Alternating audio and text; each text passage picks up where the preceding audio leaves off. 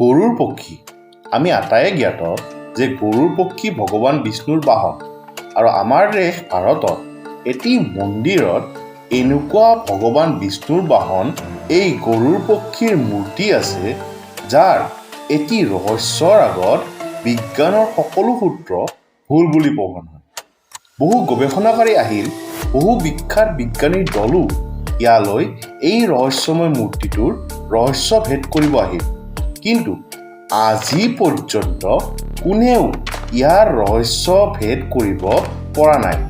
তেন্তে ক'ত আছে এই ৰহস্যময় মূৰ্তিটো, কি ইয়াৰ ৰহস্য জানিবলৈ আমাৰ ৰহস্য চিৰিজৰ আজিৰ এই খণ্ডটো আৰম্ভ কৰোঁ বলক। আমাৰ ৰহস্য চিৰিজৰ আগৰ খণ্ডকেইটা যদি চোৱা নাই তেন্তে সোঁফালে ওপৰত আৰু তলত ডেছক্ৰিপশ্যনত লিংকটো দি দিছোঁ, তাত ক্লিক কৰিলেই আপুনি চাব পাৰিব।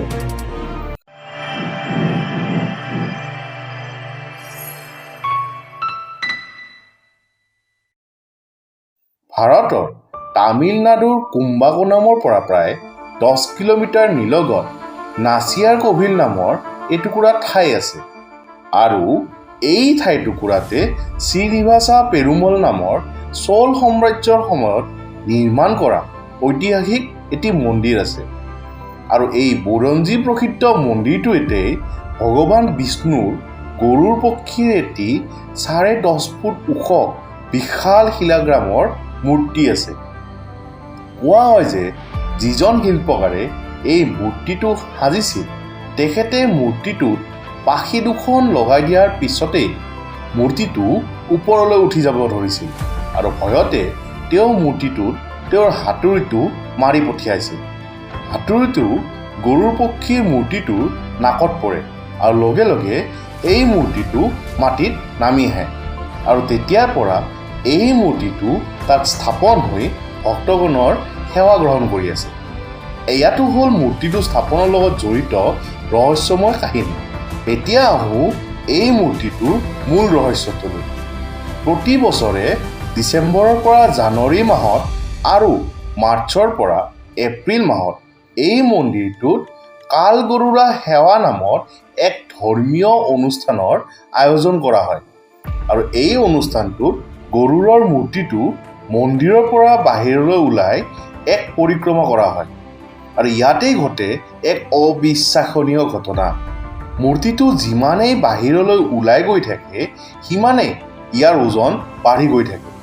আৰম্ভণিতে মূৰ্তিটো ইয়াৰ স্থানৰ পৰা উলিয়াবলৈ মাত্ৰ 4জন ব্যক্তিৰহে প্ৰয়োজন হয়, কিন্তু কিছুদূৰ আগবঢ়াৰ লগে লগে এই একেটাই মূৰ্তি দাঙিবলৈ ইয়াৰে দুগুণ লোকৰ অৰ্থাৎ 8জন ব্যক্তিৰ প্ৰয়োজন হয় আৰু তেনেকৈ 8ৰ পৰা গৈ 16, 16ৰ পৰা গৈ 32 আৰু 32ৰ পৰা 64 আৰু এনেকৈয়ে মূৰ্তিটো দাঙিবলৈ প্ৰয়োজন হোৱা মানুহৰ সংখ্যাও বাঢ়ি গৈ থাকে।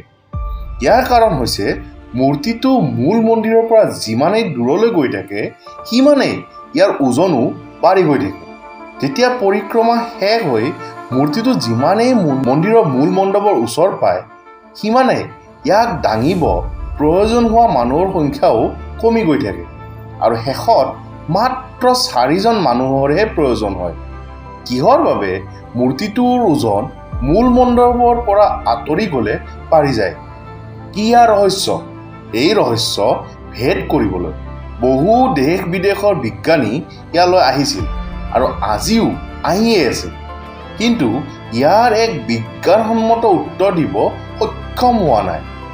আপুনি কি ভাবে, কিহৰ বাবে মূৰ্তিটো মূল মণ্ডপৰ পৰা যিমানেই আঁতৰি যায় সিমানেই ইয়াৰ ওজন বাঢ়ি যায় আৰু যিমানেই ওচৰলৈ আহে সিমানেই কমি যায়? আমাক তলৰ কমেণ্ট বক্সত কমেণ্ট কৰি জনাবচোন।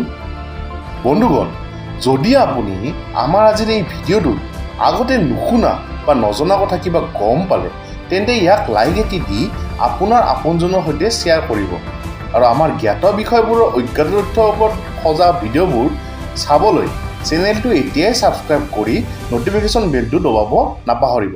তেন্তে আজিলৈ ইমানেই। পুনৰ লগ পোৱাৰ প্ৰতিশ্ৰুতিৰে ধন্যবাদ।